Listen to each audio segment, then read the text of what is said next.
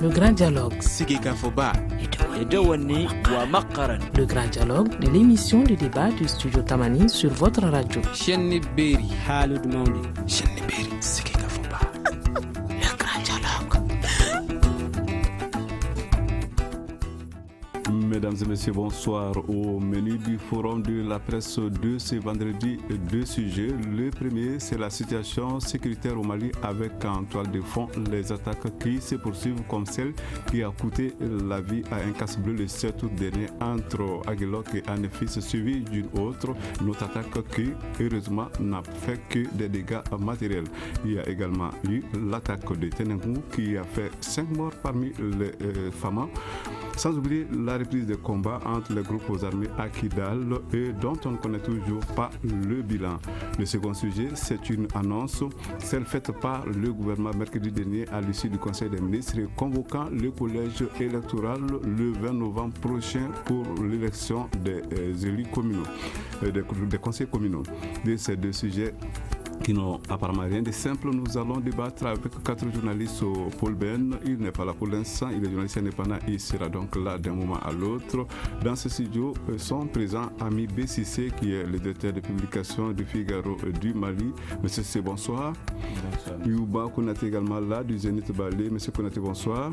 Et Cheikh Amadou Douara, il est journaliste indépendant. Monsieur Douara, bonsoir. Bonsoir. À la présentation, Seydou Fomba. Le grand dialogue.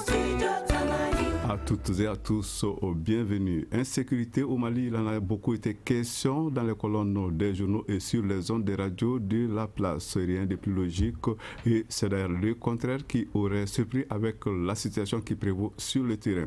Une fois de plus, les FAMA et l'aménagement ont été dans le collimateur des terroristes faisant croître le nombre des victimes. Que faut-il finalement inventer comme solution pour arrêter ces attaques? Parce que jusque-là, il semble qu'il n'en existe pas, il n'y a toujours pas de solution pour le moment. Je pose la question en premier lieu à vous, Ami B6C, vous qui êtes le directeur de publication du Figaro du Mali. Merci M. Fomba. Bonsoir aux auditeurs. Je suis aussi au niveau de la radio RFM, il faut le préciser. D'abord, je m'incline sur la mémoire de tous ces soldats qui sont tombés, que leur âme repose en paix. Cependant, je crois que le problème, il est réellement là, parce que quand il y a eu les récentes attaques de Nampala, les autorités tambour battant ont décrété des mesures, mais apparemment ces mesures ne sont pas en train de donner le fruit escompté. Et ce qui s'est passé à Tenenkou, comme nous l'imaginons, l'armée malienne aujourd'hui a des sérieuses difficultés sur le plan mental et le plan psychologique. Aussi, il y a le problème du matériel. Les autorités l'ont dit, le président qui est le chef suprême des armées l'a dit solennellement, nous avons besoin d'avions. Ce n'est pas seulement l'avion, parce que le plan aujourd'hui à Tenenkou, quand vous essayez de voir, Tenenkou d'abord c'est le centre du Mali. On se demande comment se fait-il que après tout ce qui s'est passé récemment, que des soldats puissent se faire surprendre aussi facilement et aussi banalement. Cela veut dire que les mesures qui ont été mises en place ne sont pas du tout fondées de la part des autorités, ou qu'il y a une discipline qui n'est pas du tout du côté des femmes. Moi, je pense que c'est un problème sérieux qui n'a pas encore la solution, non seulement dans la conception, mais aussi sur le terrain. Le problème de coordination, je pense que ça existe. Voici ce que j'ai dit d'entrée. Le problème d'insécurité est donc là, Youba Konaté, pour l'instant, pas de solution. Merci M. Fomba de me permettre de donner mon avis par rapport à cette question de l'insécurité généralisée dans notre pays. Et moi, je pense que désormais, les gens sont en train de comprendre que le vrai problème dans la situation que nous vivons désormais, c'est véritablement la grande faiblesse de notre armée. Et je crois que les gens sont en train de le comprendre désormais, puisque si vous entendez les derniers commentaires qui ont été faits ces derniers jours, vous comprenez que les gens ne parlent même plus beaucoup de l'aménagement et de son mandat robuste. Les gens sont en train d'oublier l'aménagement. Il y a un vrai problème, et si vous suivez un peu mon regard, M. Fomba, depuis le début, c'est à cette logique-là, dans cette dynamique-là que moi je suis resté. C'est-à-dire que c'est l'armée malienne qui est au cœur du problème. Il faut que l'on le comprenne. Et si vous permettez, je vais rappeler. C'est-à-dire que nous sommes dans une situation où à l'élection du président de la République, le nouveau président Ibrahim Boubacar Keïta, de son élection on a fait 2 ans, la situation était presque calme. la situation était presque calme. C'est-à-dire que la recrudescence de la violence que nous voyons aujourd'hui ne date que peut-être que de 12 mois. Mais voilà. Là, pendant presque 2 ans, la situation était calme. Donc c'est ce temps-là qu'on devrait mettre à profit de façon substantielle pour essayer de refonder et de réformer notre armée. Bien sûr, il y a eu des mesures. La loi de progression militaire et tout ce qui s'ensuit, des mesures temporaires, des tentatives de renforcement. Mais tout ça est soutenu par des pratiques, des vieilles pratiques qui n'ont aucunement changé. Tout le monde le sait. Et on continue de faire comme si de rien n'était. Et moi, je pense que désormais, les gens sont en train de comprendre que dans cette dynamique-là, on ne tiendra pas. Il va falloir que, d'abord, nous comprenions que nous sommes en guerre, véritablement en guerre, et que l'ennemi est coriace. C'est là, au-delà de, comment dirais-je, de la mise en place, de la mise en, comment dirais-je, en application effective de l'accord pour la paix, et qui est récemment, comment dirais-je, qui prend désormais des coups avec la recrudescence de la violence entre des acteurs majeurs de cette situation. Au-delà de ça, c'est notre armée qui est au cœur du dispositif et il va falloir que vraiment les uns et les autres le comprennent et en premier lieu les autorités du pays pour qu'on refonde toute cette situation parce qu'autrement on ne tiendra pas. L'insécurité qui va donc galopante, il va falloir quand même trouver une issue d'une manière ou d'une autre, cher Kamarou Diouara. Bon, là-dessus, moi je pense que le gros problème dans cette situation, c'est les questions de moyens. Les questions de moyens, pas seulement militaires, parce que d'abord, nous avons un point qui est essentiel dans le traitement de ces questions d'insécurité asymétrique et surtout par rapport aux embuscades et autres. Et c'est que par le renseignement que nous pouvons efficacement pallier à ces moyens, à ces situations, parce que c'est le renseignement qui peut permettre de pouvoir anticiper sur des actions comme ça. Monsieur Diouara, cela a été décrié par vous, par beaucoup d'autres, depuis quand même un certain temps. Alors, il n'y a toujours pas d'évolution à ce niveau? Il n'y a pas d'évolution à ce niveau, je ne pense pas d'évolution concrète. Après, c'est vrai que ce n'est pas par un coup de baguette magique que ça arrive, mais il faut quand même savoir que c'est beaucoup plus aujourd'hui de renseignements que nous avons besoin, des renseignements efficaces qui puissent vraiment monitorer, suivre en permanence ce qui se passe pour pouvoir donner des feedbacks, pour permettre aux FAMA de pouvoir anticiper sur certaines attaques. Aujourd'hui, le problème, ce n'est pas seulement des avions, ce n'est pas seulement des blindés. La preuve est qu'aujourd'hui, vous voyez dans le nord, il y a combien d'avions, il y a combien d'hélicos, il y a combien de moyens aériens avec Barkhane ou avec la MINUSMA. Quand vous êtes aujourd'hui à Gao, vous êtes à Kidal, presque toutes les 10 minutes, il y a un avion ou il y a un hélico qui décolle. Il y a des drones dans le ciel, il y a tout ça. Mais je pense aujourd'hui, ce dont nous avons besoin, qui est quand même essentiel, on ne nie pas les moyens militaires, il y a même des sérieux problèmes d'effectifs et tout ça, parce que le territoire est immense, il y a plusieurs fronts qui s'ouvrent, on a plus besoin, mais je pense surtout et plus que c'est dans le renseignement que nous pouvons beaucoup plus pouvoir anticiper sur ces situations-là. Des soldats maliens qui sont tombés encore à Tenenkou, 5 morts on dit, qui se sont d'ailleurs noyés, on ne sait pas précisément dans quelles circonstances. Il y a eu aussi cette attaque de la maison des jeunes de Gossi, c'était lors d'un concert, un individu armé qui s'y est infiltré avant de tuer une personne et de faire 4 blessés.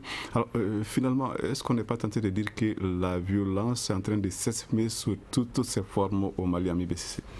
Moi, je pense que cela n'est pas trop dit tout de suite, mais des confrères rappeler le problème qui gangrène l'armée, nous le savons. Ça, c'est au niveau même de différentes infanteries, de différents corps de l'armée. Mais il y a le niveau hiérarchique, il y a surtout dans le commandement où les problèmes sont sérieux, nous le savons bien.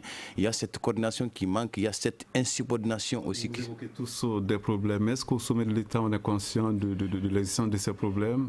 Oui. Est-on en train de chercher une solution? Vous savez, ces derniers temps, quand on entend même les militaires les militaires parlaient, on sent que ce n'est plus la grande miette parce que de plus en plus, les militaires s'expriment, que ce soit à travers les médias ou bien même en offre, ils le disent, ça ne va pas réellement parce que les politiques aujourd'hui ont tendance à mettre tout sur les hommes, sur le terrain. Nous l'avons vu avec le ministre Tcheman qui est là, dont certains contestent d'ailleurs la capacité à pouvoir mettre une certaine confiance au sein de ces troupes. Et tout de suite, Djoura l'a dit, j'espère que je n'ai pas écorché votre nom, quand vous prenez la MINUSMA, Yubo aussi l'a évoqué, la MINUSMA n'est pas là pour sauver quand même l'armée du Mali, ça ce n'est quand même pas dans son mandat. Si les militaires tombent, c'est que c'est encore grave. La MINUSMA, bien qu'elle puisse le faire, elle ne le fera pas parce que les renseignements dont il a parlé, on ne peut pas comprendre que Barkhane et que la MINUSMA n'est pas tout ce qui se passe. L'armée aujourd'hui est plus dans la réaction que dans l'action parce que nous avons vu à chaque fois que la sécurité d'État fait des résultats, c'est après malheureusement des crimes, après malheureusement des attaques et cela est inquiétant. Il faut anticiper les choses et je pense que nous ne sommes pas dans cette dynamique. On a plus tendance à réagir qu'à agir et là c'est malheureusement, comment on appelle ça, déplorable. Monsieur Konaté, les attaques se multiplient, elles ne se ressemblent pas toutes celles de Gossi. Qu'est-ce que vous en pensez? Oui, la situation se pourrit davantage. Quand vous prenez déjà, par exemple, 2012-2013, quand on terminait la transition, les attaques se concentraient exclusivement au nord du pays. Et tout le monde a vu que depuis 1 an, les centres sont pratiquement pourris. Donc, la situation est en train de dégénérer. C'est ce qui est dangereux. C'est ce qui est très, très dangereux. Le centre aujourd'hui est un peu plus compliqué que le nord véritablement. Donc ça nous interpelle. Si vous permettez, M. Djoura a parlé des questions de renseignement. C'est vrai. Il n'y a pas de guerre sans renseignement. Mais moi, je ne pense pas que les renseignements soient prioritaires ici. Parce qu'il y a des trucs élémentaires qu'on ne peut pas comprendre. Même, vous n'avez pas besoin d'être spécialiste en militaire pour comprendre certaines situations. Parce que comment on peut continuer à faire vadrouiller sur nos routes des convois de 5-4 véhicules dans des zones extrêmement dangereuses? Moi, je ne comprends pas. Ce qui pose le problème, l'autre problème de management même de l'armée. C'est-à-dire qu'au sommet de l'État aujourd'hui, il va falloir que les gens comprennent que nous sommes véritablement en guerre. Nous sommes en guerre. Nous sommes dans une situation de guerre. Et on ne sent nulle part. On ne sent nulle part. Nous continuons à vaquer normalement à nos occupations comme si de rien n'était. Il va falloir à un moment donné qu'on sonne la sonnette d'alarme, que les gens comprennent que nous sommes en guerre et que l'on adopte des postures de guerre. Parce qu'on ne le sent pas au niveau de l'État, on ne le sent pas au niveau du gouvernement. Oui, bien sûr, on va vous parler des mesures, ou du moins des mesurettes de trucs. Non, il va falloir changer de cap. Que les gens nous mettons dans une dynamique de guerre. Notre pays est en guerre et c'est très grave. Et de plus en plus, vous comprenez, vous voyez que nous perdons presque chaque semaine des hommes. C'est intolérable. Il va falloir que les gens prennent les mesures pour indiquer la situation, que ça s'améliore. Évidemment, je pense que moi je parlais des renseignements comme prioritaires. Mais je pense que j'ai évoqué aussi la question d'effectifs, j'ai évoqué aussi la question de moyens. Regardez un pays comme le Rwanda, qui ne fait pas plus que le cercle d'Ansongo, peut-être moins de 1/10 du Mali, qui a plus de militaires, de plus de forces d'ordre et de sécurité que le Mali. Il y a ce problème qui se pose au niveau des effectifs, au niveau des moyens, de la logistique et tout. Mais aujourd'hui, il faut savoir, moi je veux vous le dire, hein, vous pouvez le vérifier, les débâcles légendaires de l'armée, par exemple en mai 2014 à Kidal, à la suite du passage du Premier ministre Mara à Kidal, et ceux qui s'en sont suivis, vérifiez. C'est au niveau des renseignements que le bas a blessé et c'est au niveau des renseignements que la faille est venue. Donc, je pense qu'on ne gagne aucune guerre sans renseignement, ça c'est clair. Et aujourd'hui, le problème c'est quoi? Le problème c'est que nous n'avons pas des capacités matérielles, nous n'avons pas les capacités en termes de ressources humaines et autres, mais quand nous avons des renseignements efficaces, ça peut nous permettre, même là où nous n'avons pas une présence significative, de pouvoir déjouer ou anticiper sur certaines situations. Maintenant, moi je pense qu'il y a aussi un sérieux problème qui est là. Je pense que le président de la République doit savoir vraiment qu'on ne choisit pas un ministre de la Défense n'importe comment, permettez-moi l'expression. Moi je pense franchement parlant que le ministre de la Défense n'a pas les compétences de diriger une armée d'un pays en guerre. Qu'est-ce que voulez-vous dire concrètement? Mais il n'a aucun background. Non, pas un militaire. Nous avons connu les meilleurs ministres de la Défense que nous avons connus étaient des civils. Dioncounda Traoré a été ministre de la Défense et je pense que ça a été légendaire dans l'armée. Tout le monde a reconnu qu'il a été un des meilleurs. Mohamed Salih Assogona a été un des meilleurs ministres de la Défense. Ce n'est pas une question de militaire, c'est une question d'homme capable de résoudre le problème. Je suis désolé, le ministre actuel, il n'a aucun background, il n'a aucune expérience pour gérer cette situation. On va revenir à vous dans un instant. Nous allons observer une courte pause. Vous écoutez Studio Tamani, votre avis nous intéresse. Écrivez vos commentaires et suggestions sur la page Facebook et dialoguez avec nous. Studio Tamani, c'est aussi les réseaux sociaux. Nous allons donc continuer avec ce sujet, le premier sujet de ce forum de la presse. Il s'agit de la situation sécuritaire au Mali. Nous avons évoqué les attaques par-ci, par-là. Maintenant, on va tout de même dire un petit mot de cette fausse alerte à Bamako. C'était le mercredi. Alors, même si l'alerte était heureusement fausse, il y a quand même un petit point d'interrogation, ce drapeau noir sur le toit de l'hôtel royal. Qu'est-ce qu'il peut bien vouloir dire, Ami Bessi? Mais c'est difficile de vous dire ce que ça peut vouloir dire. C'est que dans un pays où la situation sociale est difficile, lorsque les gens sont poussés à l'extrême, ils s'adonnent à tout. Vous l'avez dit, c'est une fausse alerte. La réalité aurait pu être pire si vraiment cette personne avait l'intention de faire autre chose. C'est vrai, les citoyens aujourd'hui sont perdus. Ils n'ont plus de perspective. Et c'est ce qui d'ailleurs ouvre les portes et facilite l'endoctrinement de milliers de Maliens aujourd'hui qui sont de plus en plus exposés à ce terrorisme que les autorités veulent combattre. Moi, je pense que la raison de cette personne, il paraît qu'on l'a exproprié, mais c'est pas trop, je ne suis pas allé trop à l'information. Il a été exproprié selon les quelques petits renseignements que j'ai eus. Ce n'est pas une simple rumeur, non? Non, mais j'ai dit, selon les quelques renseignements que j'ai eus, peut-être que vous êtes bien placé pour savoir tout cela. Moi, je ne confirme rien du tout. De toutes les façons, lorsque vous n'avez pas de perspective, la justice, c'est un problème. Là où vous vous plaignez aujourd'hui, ça n'aboutit pas. Donc, le meilleur moyen pour les gens, c'est de se faire parler d'eux. Et je crois qu'il a réussi son coup. Les gens parlent d'elle aujourd'hui, mais peut-être que ça va, comment on appelle ça, changer et la surdité au niveau gouvernemental, au niveau des autorités qui de plus en plus poussent les citoyens à bout. Oui, c'est l'expression véritablement d'un malaise. Parce qu'il y a quelque chose qui ne va pas. Un acte banal comme ça, et vous voyez toute la mesure qui a été prise, c'est vrai, histoire de prendre les précautions, mais ça en dit long sur, n'est-ce pas, l'ambiance dans notre pays et surtout dans la capitale. Parce que les gens, il y a un problème. Il faut qu'on en soit conscient et que les gens comprennent que nous avons véritablement une situation de guerre. Il faut le comprendre et se mettre dans cette situation, dans la peau. Parce que les gens sont en train de... Surtout les premiers responsables. On fait comme si de rien n'était. On vit tranquillement. Non, il va falloir qu'on adopte une posture de guerre. Nous sommes en guerre. C'est tout simplement ça. Cheikh Amadou Diouara. Bon, moi je pense que le cas spécifique de l'Hôtel Royal est certes un cas isolé, mais il faut qu'on sache que c'est des situations de frustration pareilles, parce qu'il n'y a pas plus proie facile à la radicalisation qu'une personne frustrée. Et je pense que c'est comme ça aussi que la radicalisation a gagné du terrain de tous les temps dans ce pays. Et c'est dans ça qu'on est en train de tomber. Il faut que nous sachions aussi que malheureusement les Maliens ne vivent pas à chance égale. Les Maliens, les problèmes ne sont pas gérés à chance égale.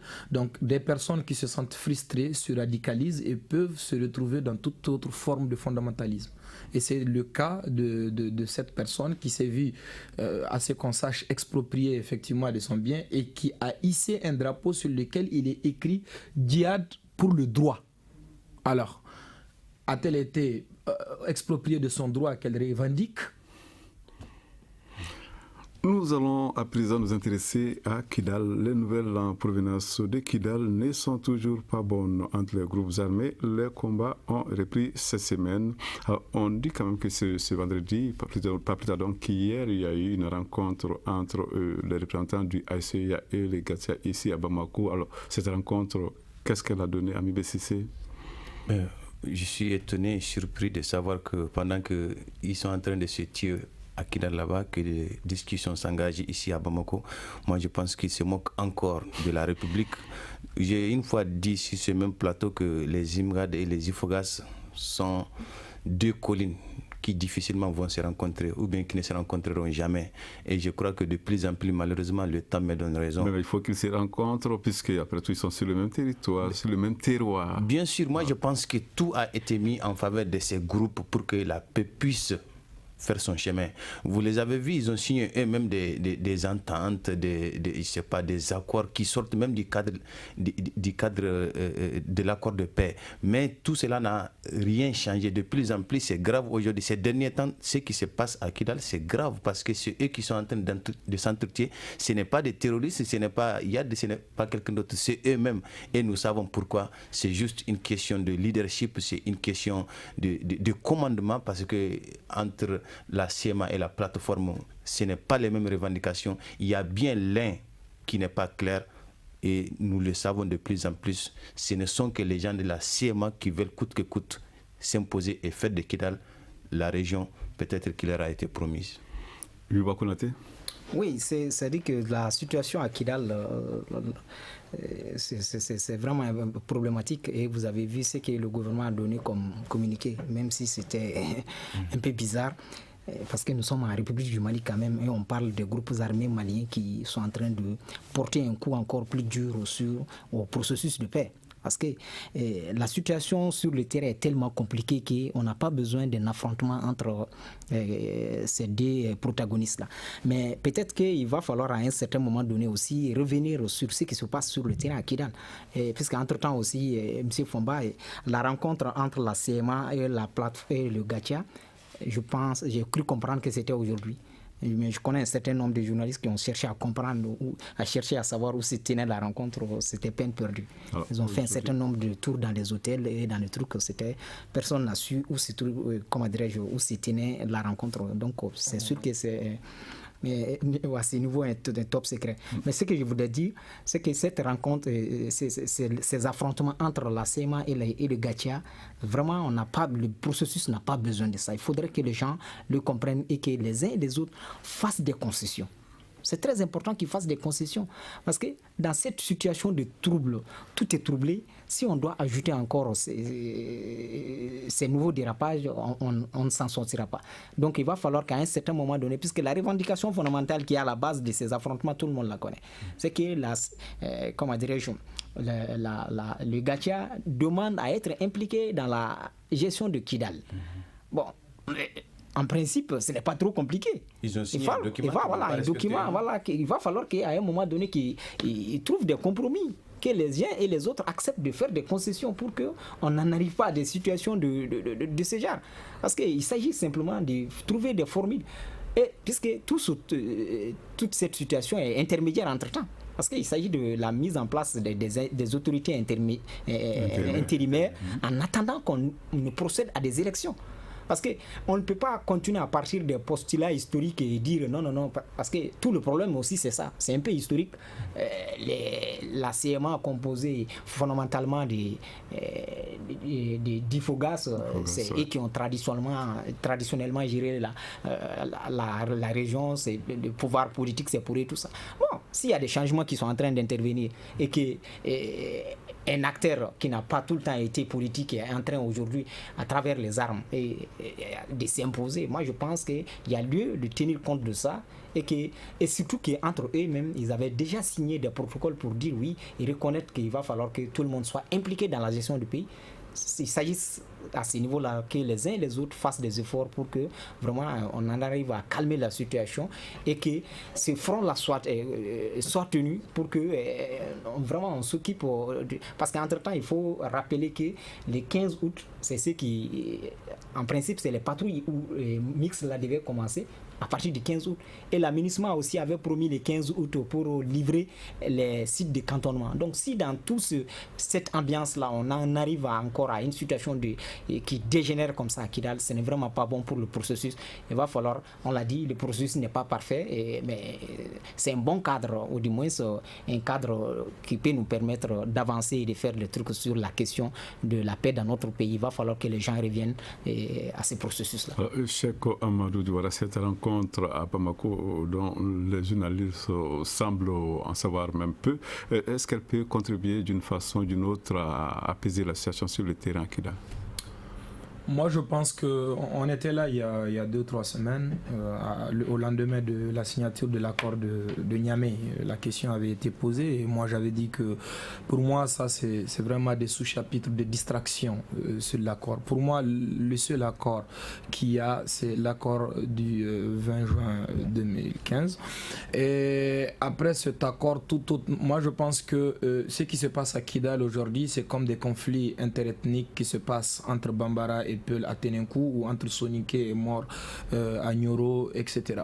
Ce n'est pas vraiment un conflit véritable entre protagonistes de l'accord quand on essaye de le prendre dans une certaine rationalité de lecture de l'accord.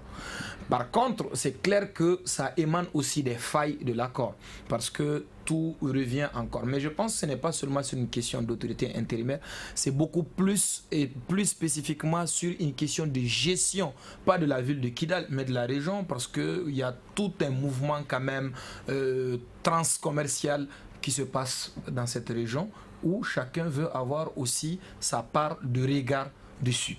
Donc, il ne faut pas que ce problème se transporte à une place aussi importante qu'elle ne représente dans l'accord, au point de pouvoir compromettre l'avancée ou la mise en œuvre. Monsieur Douara, c'est vrai que, à mon avis, c'est un problème qui peut quand même avoir un impact, une incidence sur la mise en œuvre de l'accord. Tout dépend de sur quel angle nous le voyons, dans quel angle nous nous positionnons pour le regarder.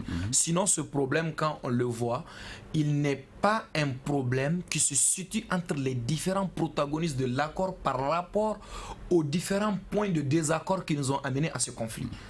Donc, c'est un autre problème spécifique à la gestion de Kidal, de la région de Kidal et des activités transcommerciales dans la région. N'y a-t-il pas de risque que ça s'envenime cette situation pour aboutir à d'autres complications? Aujourd'hui, moi je crois à une seule chose.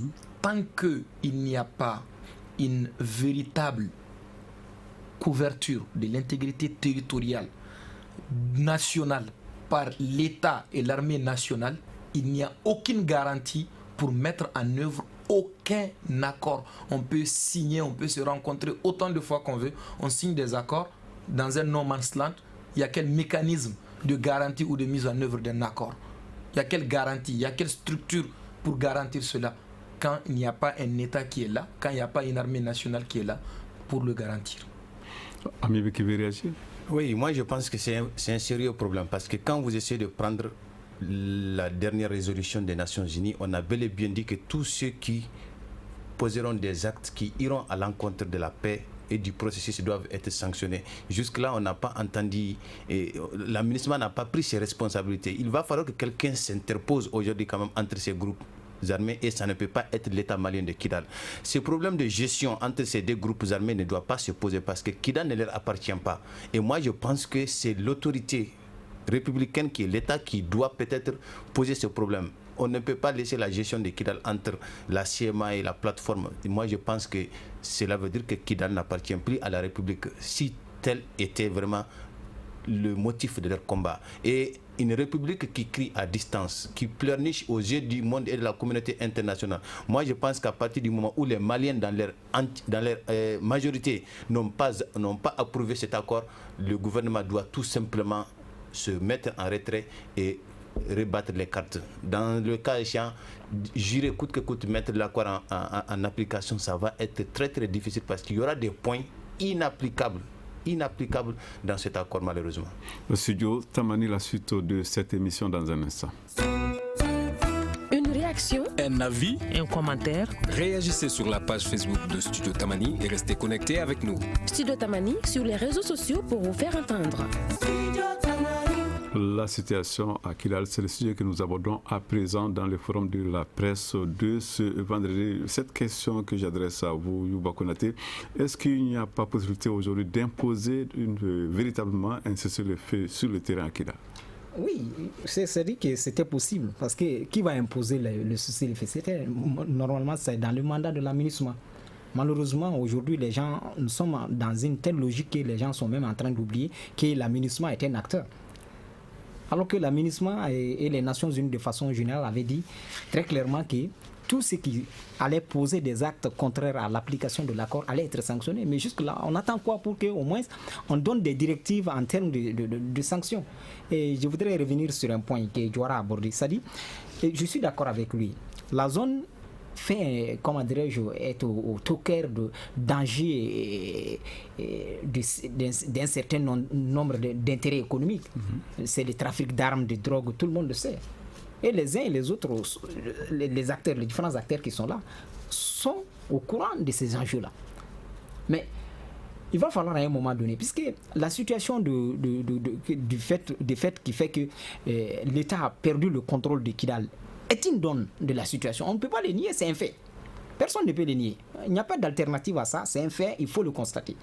Maintenant, de cette situation-là, comment on peut se comporter?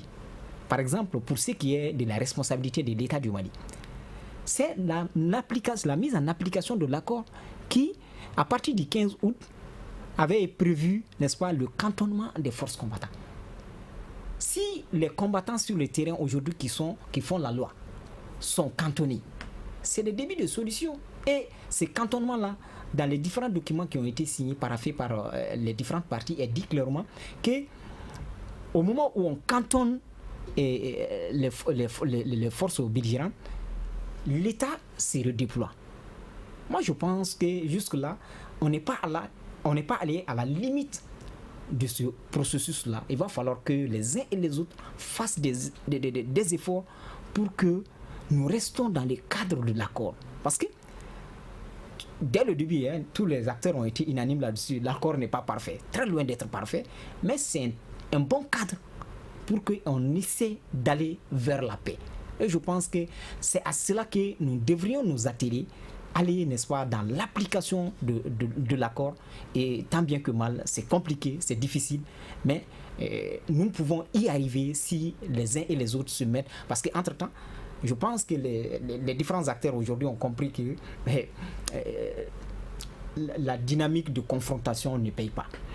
Je crois que vraiment les uns et les autres ont compris que ce n'est pas la confrontation, la lutte armée qui va régler le problème. Et tout le monde en est désormais conscient.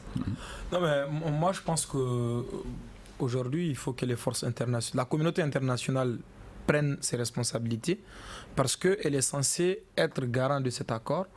Donc aujourd'hui, l'aménagement a tous les moyens militaires, matériels et autres de faire une interposition. Une interposition, ce n'est pas de faire un blocus autour d'un groupe et d'empêcher un autre d'arriver. Moi, je pense que l'aménagement a les moyens de pouvoir s'interposer dans une cohabitation, que ce soit à Kidal et partout dans la région, entre ces groupes.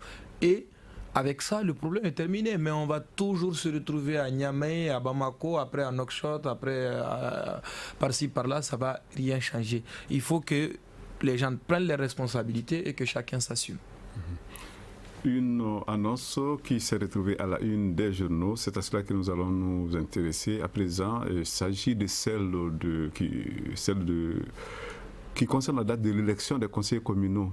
La date prévue, c'est le 20 novembre. Alors, cette énième date sera-t-elle cette fois-ci respectée à MIBC? Moi, je pense que seul le temps a la réponse à cette question. Parce que c'est, comme vous l'avez dit, la énième fois que le ministre Abdoulaye Idrissa Maïga précise qu'il y aura élection. Nous l'avons vu la dernière fois contre vents et marées, contre même son camp, qui était celui de la majorité, celui de l'opposition. Tout le monde avait dit qu'il ne pouvait pas y avoir élection. Il avait insisté. Et lorsqu'un ministre dans un pays, et à la face du monde, tient de tels propos et qu'à la fin, il se retourne contre lui, mais moi je pense que ce n'est pas trop respectueux. À l'allure où vont les choses, on vient tout de suite de parler de cette situation sécuritaire au Mali. Je ne pense pas, à mon avis, qu'on puisse organiser des élections tant que le pays n'est pas en paix. Mais la réponse, comme je l'ai dit, ça appartient au temps. De mon point de vue, moi, je pense que ça va être très, très compliqué à tenir. Oui, c'est justement ça. C'est-à-dire que par rapport même déjà à la possibilité de tenir ces élections-là le 20 novembre, c'est déjà un problème. Parce que de plus en plus, les gens ne croient même plus à ce que le gouvernement dit. Et entre-temps, il y a un autre problème. C'est que ces élections vont concerner qui ? Quelles sont les régions qui vont être concernées? Tout ça, c'est des détails parce qu'on ne sait pas, est-ce que les régions dans lesquelles on va installer les autorités intérimaires seront concernées, est-ce qu'elles ne seront pas concernées? Ça, c'est des détails, des informations que nous n'avons pas encore. Puisque, entre-temps, il y a beaucoup de non-dits là-dedans. Parce que des autorités intérimaires, on continue même de faire la campagne pour sensibiliser les gens à les accepter dans les communes. Bon, si entre-temps, il y a une date qui est annoncée pour les élections municipales, dans cette situation de confusion totale, on ne sait vraiment pas à quoi s'en tenir et c'est très compliqué pour un Malien de croire que cette date-là soit tenable vu vraiment les éléments que nous disposons aujourd'hui. Il faut peut-être le voir pour le croire. Cheikh Amadou Diouara, les communales le 20 novembre, il y a des raisons d'y croire, non? Moi, personnellement, le 20 novembre, ça me paraît utopique. Mais quand vous annoncez la convocation du collège électoral et tenir les élections à cette date, année une autre. Mais par contre, moi je pense qu'ils ont peut-être leur plan, parce que si c'est prétendu tenir l'élection sur l'étendue du territoire national, je pense que c'est peine perdue. La preuve en est que nous avons été incapables de tenir l'élection partielle juste sur le cercle d'Ansongo, avec le cas de Talatay où le gouvernement a dépêché des émissaires, il y a eu des ministres qui ont été déployés et tout, ça n'a absolument rien donné. L'élection, c'est malheureusement, n'a pas pu se tenir partout et nous avons vu les conséquences que ça a donné. Et donc, moi je pense que si il sera peut-être question de tenir l'élection là où ça peut se passer sans souci majeur et d'instaurer des autorités intérimaires, ce qui cause un autre problème encore dans certains endroits, à moins que ce ne soit ça. Par contre, je sais que le ministre Maïga est quelqu'un quand même d'assez dévoué. Quand il annonce des choses, c'est qu'il sait comment il compte aller, mais est-ce que le terrain lui sera favorable? Est-ce que ça va lui être permis?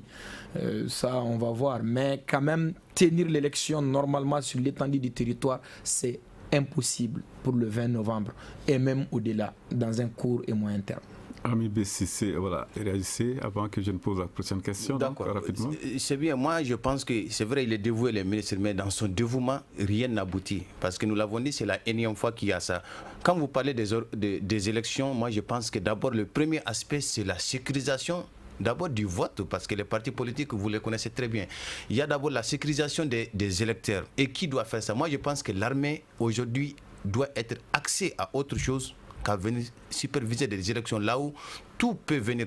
C'est occuper l'armée, le dévier de son combat, et là ça va poser un véritable problème, sauf si on va organiser les élections sans sécurité, parce que la véritable sécurité aujourd'hui c'est le terrorisme, la véritable sécurité aujourd'hui c'est amener la paix, comme vous l'avez dit tout de suite, au niveau de Gao, de Kidal, parce que même au centre aujourd'hui ça ne va plus, au sud encore c'est grave. Il l'a dit et moi je l'ai dit, je ne suis pas trop convaincu que cela puisse se faire. Malgré son dévouement, il risque de revenir, parce qu'au sein même de ce parti dont il est un grand cadre, ça ne va pas. Nous le savons, jusqu'à présent, il n'arrive pas à s'entendre. C'est un problème qui se pose aujourd'hui. Et lui, certains de ses amis mettront des bâtons dans ses roues parce que ça ne les arrangera pas. Ouais, je voudrais préciser qu'au-delà de la personne du ministre, c'est vraiment des réalités de la République qui vont s'imposer. Ce n'est pas sa personne. Moi, je pense que quelle que soit sa volonté à lui, c'est la réalité est plus dure. Youba Konaté, la mise en place des autorités intérimaires à la fin de ce mois, le communal le 20 novembre, qu'est-ce que ça vous dit? Comment est-ce que vous... Oui, c'est ce que je disais, Fomba. C'est-à-dire qu'il y a même une situation de confusion, on ne sait pas. Parce que c'est peut-être avec le temps, le gouvernement va éclaircir tout ça, nous dire, voilà, les régions qui vont être concernées, voilà, celles qui ne seront pas concernées, voilà. Peut-être ces détails-là qui vont nous permettre, ou alors aller à des élections avec 2 ou 3 vitesses. Je ne pense pas qu'il faut mettre les autorités intérimaires. Ok, je ne pense pas qu'il faut mettre les autorités intérimaires si elles doivent juste faire 2 à 3 mois. Moi, je pense que c'est un autre agenda, comme l'a dit Maïga tout de suite. C'est que là où on mettra les autorités intérimaires, excusez-moi, là où on mettra les autorités intérimaires, on ne mettra peut-être pas des élections. Et là, parce que là-bas, la sécurité... Mais à l'origine, c'est ce qu'on a dit. Oui, mais bien sûr. Les autorités intérimaires, c'est pour un bout de temps, juste le temps d'organiser. Oui, mais il y a ce qui est dit et puis il y a ce qui est en train de se faire, parce qu'apparemment, ce n'est pas ce qui est dit. On a dit que les autorités intérimaires, c'est un peu partout au Mali, là où l'État ne fonctionne pas. Et là, on est en train de constater que c'est dans les 5 régions du Mali, donc ce n'est pas ce qui a été dit. Cette question à vous, M. Djouara, ces 2 événements en un laps de temps d'un peu plus de 2 mois, est-ce que ça ne pose pas se poser quelques questions par rapport à l'enjeu de l'un comme de l'autre? Des enjeux majeurs. Moi, je pense qu'aujourd'hui, il y a des gens qui sont investis dans les 5 régions du Nord à battre campagne, à se positionner par rapport aux autorités intérimaires. Et je vois mal ces gens tout de suite contribuer à faciliter la tenue d'élections communales pour les remplacer. Donc moi je pense que les gens ont des agendas vraiment sur du long terme et les autorités intérimaires, il faut qu'on se détrompe. Si les autorités intérimaires s'installent, après le problème serait de pouvoir tenir des élections, de les faire tenir par ces mêmes personnes pour les changer ou pour les faire partir. Ça c'est un autre problème.